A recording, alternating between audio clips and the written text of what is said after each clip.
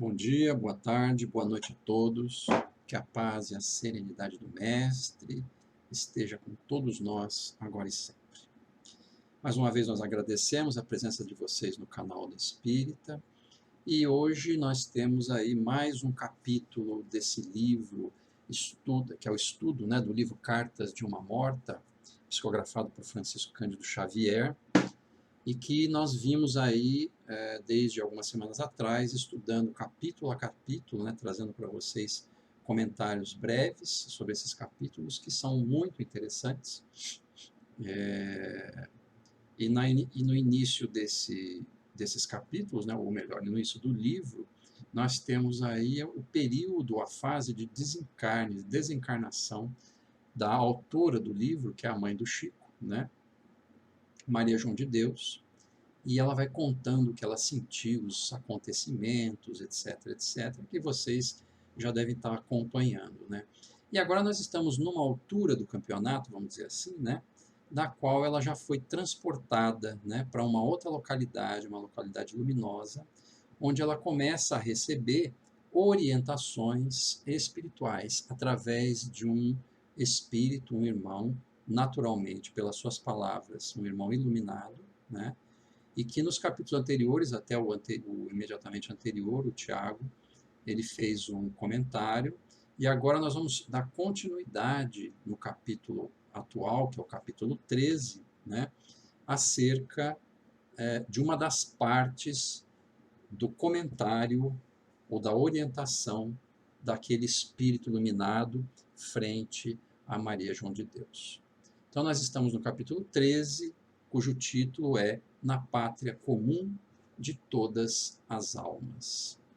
O próprio título já fala para nós, É a pátria comum, todos nós somos do mundo espiritual e é comum para todos essa pátria, Por isso, na pátria comum de todas as almas. Ela estava lá já e recebendo os primeiros informes, as primeiras orientações desse mundo novo para ela.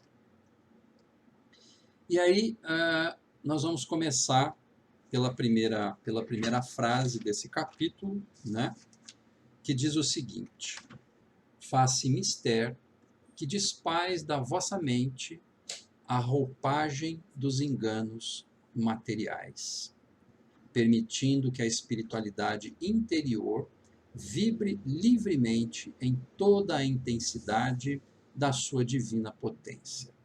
Essa frase de cara, ela já traz um conteúdo interessante, Porque, primeiro, o que o Espírito orienta Maria João de Deus?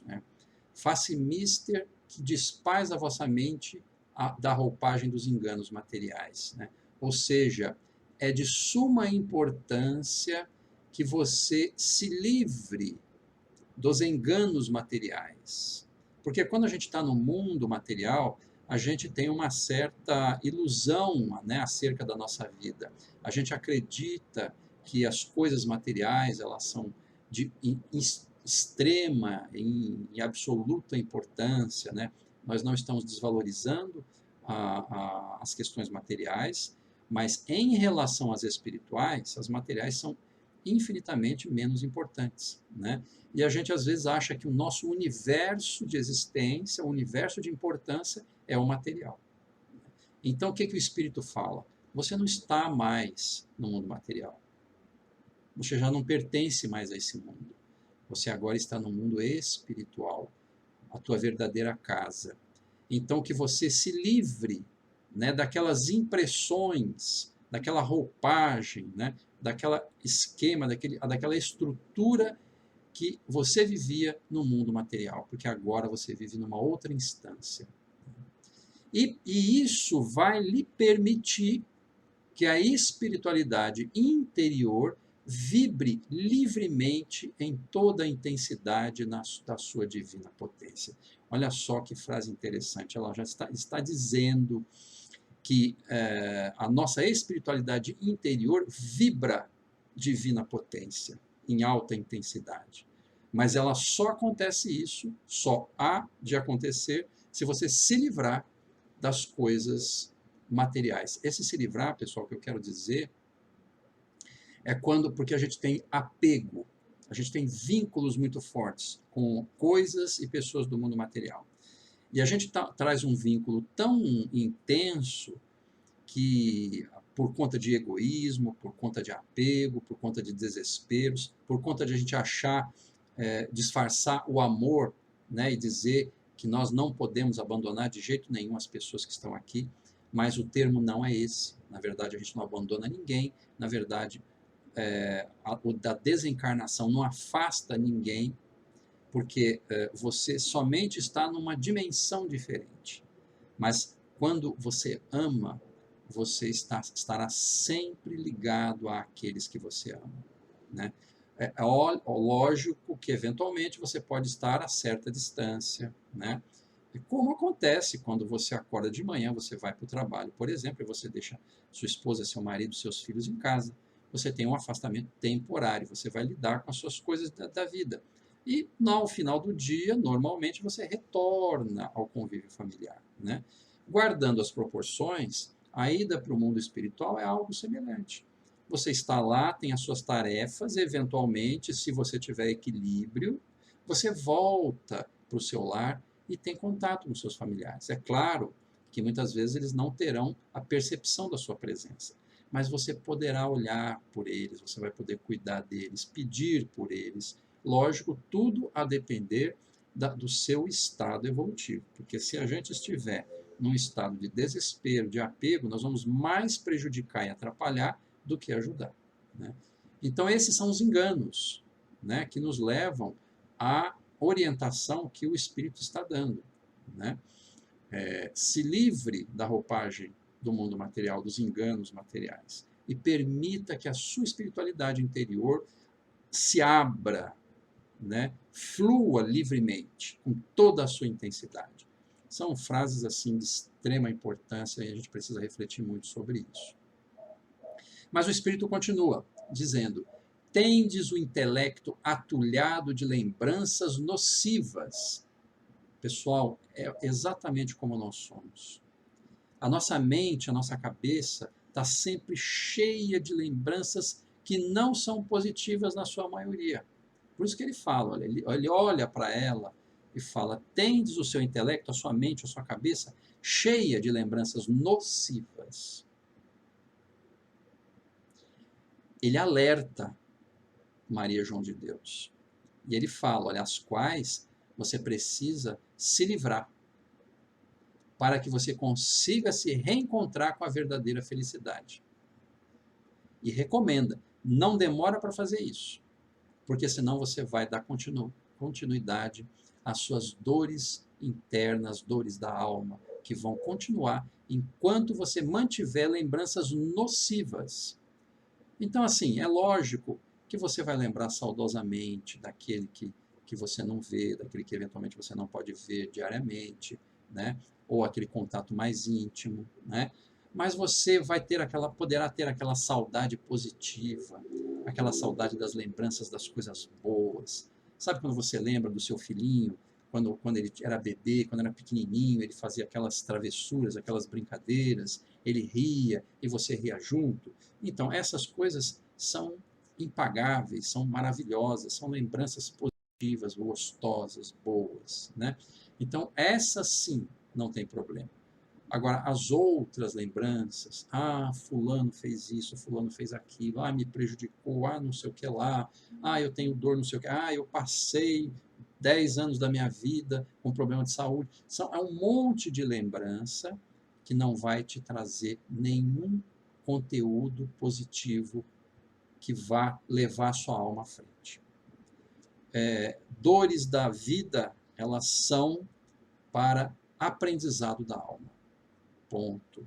Então vamos aproveitar as experiências para entender o que é melhor fazer e o que não se deve fazer. De resto, a gente joga fora, né? Então ele diz, não demore para se livrar dessas lembranças nocivas. E depois ele fala, o corpo de vossas impressões persiste desastrosamente. É continuidade da frase anterior, pessoal. Ele fala, ele alerta que o corpo das vossas impressões, porque, pessoal, os nossos sentimentos, as nossas emoções, elas guardam um monte de impressões. E que se a gente permitir, ou se a gente não controlar, elas vão desastrosamente nos impelir para quedas, para desastres internos, né? Então, é quando a gente tem aquele impulso para uma direção de um sentimento ruim, um sentimento mau, que nos leva à derrota e não à vitória, né? Então, são lembranças, impressões que a gente teve, às vezes, de convívios que não foram bons, convívios difíceis, pessoas que passaram pela nossa vida e que, às vezes, deixaram marcas negativas, que acontece com todo mundo, né?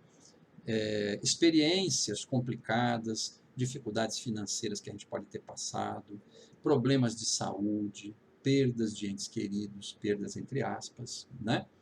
Então, essas impressões, elas ficam em nós e elas se mantêm somente se a gente as permitir. Permitir que elas se mantenham em nós. Então, é por isso que ele fala, o seu corpo ainda tem impressões desastrosas que impelem você à queda. De onde regressastes, repletos de saudade e de amargurada tristeza.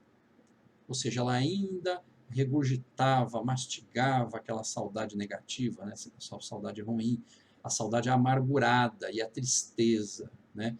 Então isso levava a ela as possibilidades de perder a oportunidade de estar numa situação melhor no mundo espiritual. Então são todos os alertas que aquele espírito vem dando para Maria João de Deus. Na sequência, pessoal, ele diz o seguinte: considerai o verdadeiro panorama da vida universal. Sistema de mundos venturosos enchem o universo de harmonias excelsas. Entre as distâncias infindas do éter, descobrem-se terras de encantamentos e divinas grandezas.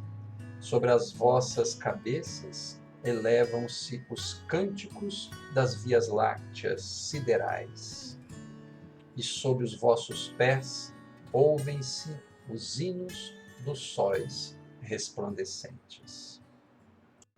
Veja, pessoal, que frase linda. Só que é uma frase introcável, uma frase assim que a gente precisa levar para o resto da vida, porque ele fala da infindável, do infinito universo que persiste e existe muito além desse nosso planetinha pequeno.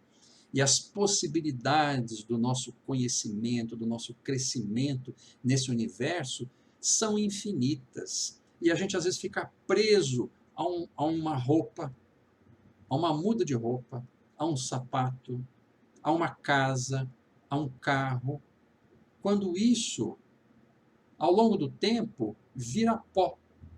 E existe um universo à nossa frente de sistemas siderais, de sóis, trinos, de tantas coisas maravilhosas que estão aí à nossa disposição, aguardando a nossa vontade de ganhar a luz, de ganhar o infinito, né?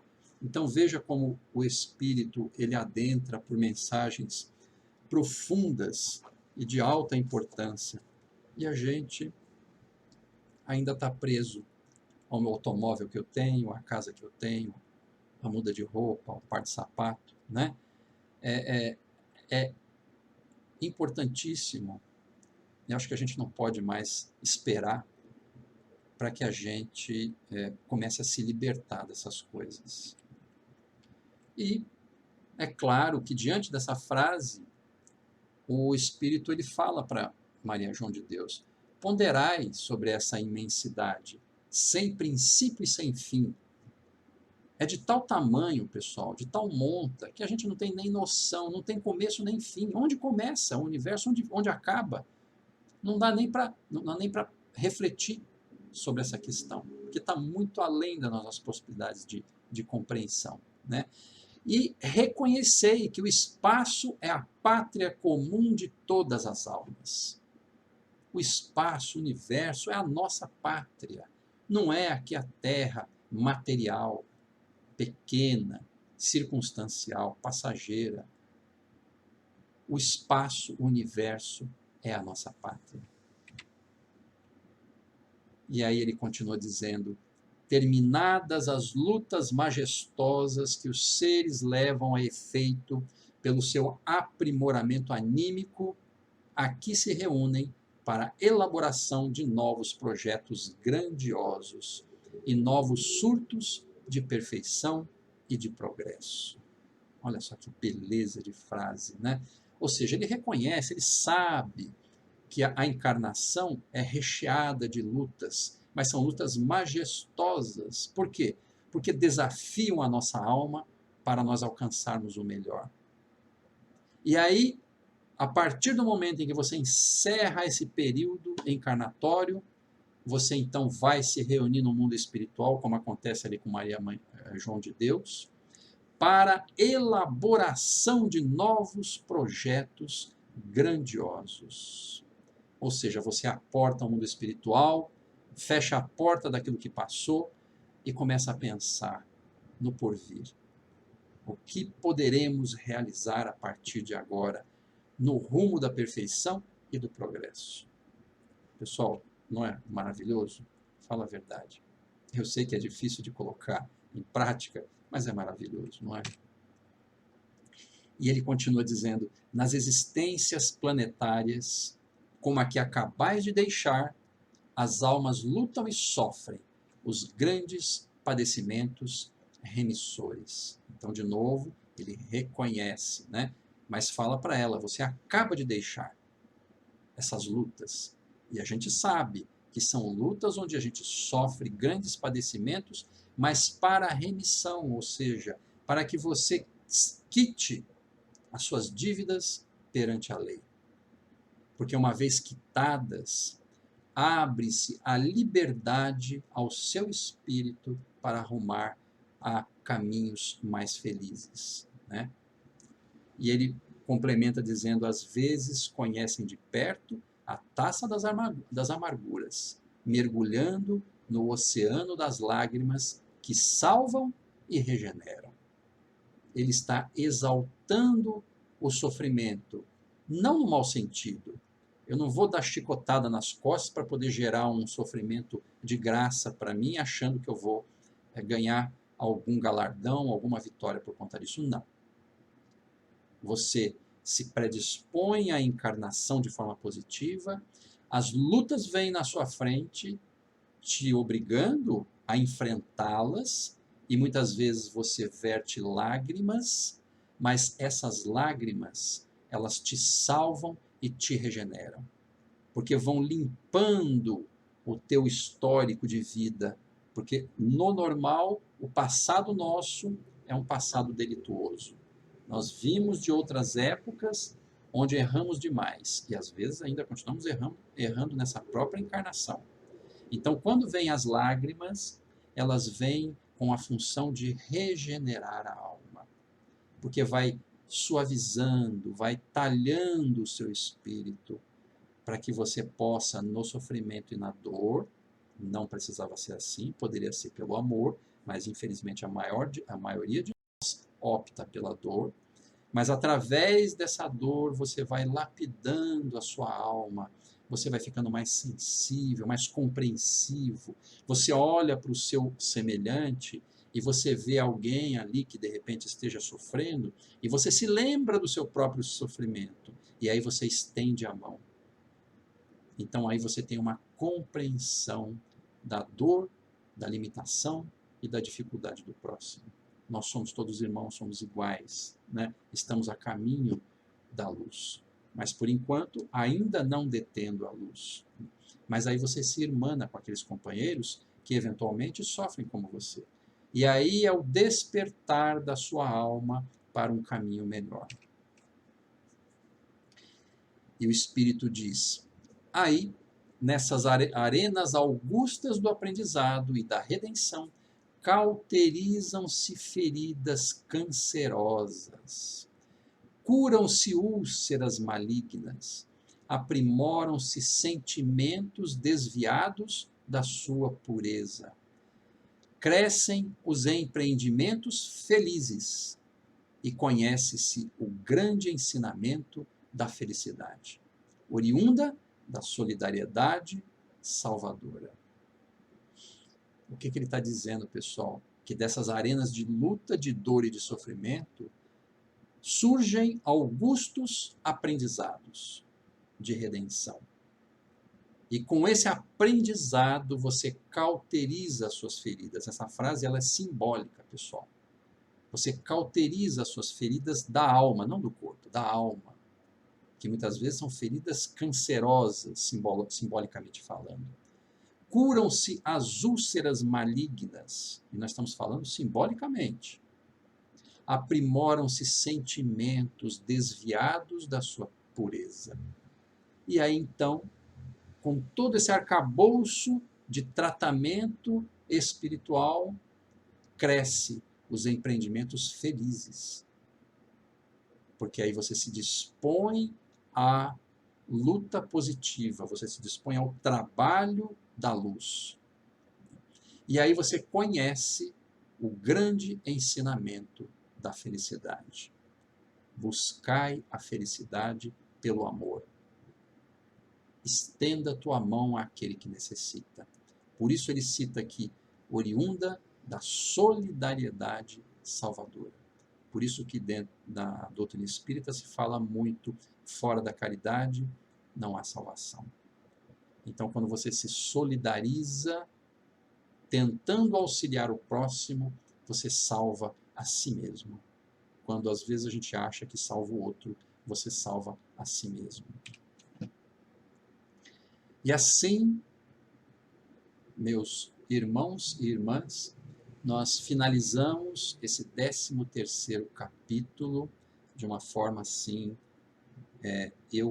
dentro da minha concepção, de uma forma muito bela, intensa, e ficamos preparados, então, para a gente ouvir, na próxima sexta-feira, o 14º capítulo, que virá pela nossa companheira Sulaine. Um beijo no coração, fiquem todos com Deus e acompanhem o nosso canal Onda Espírita, porque lá nós temos diversos conteúdos acerca do Espiritismo e de espiritualidade. Que Deus abençoe a todos. Obrigado.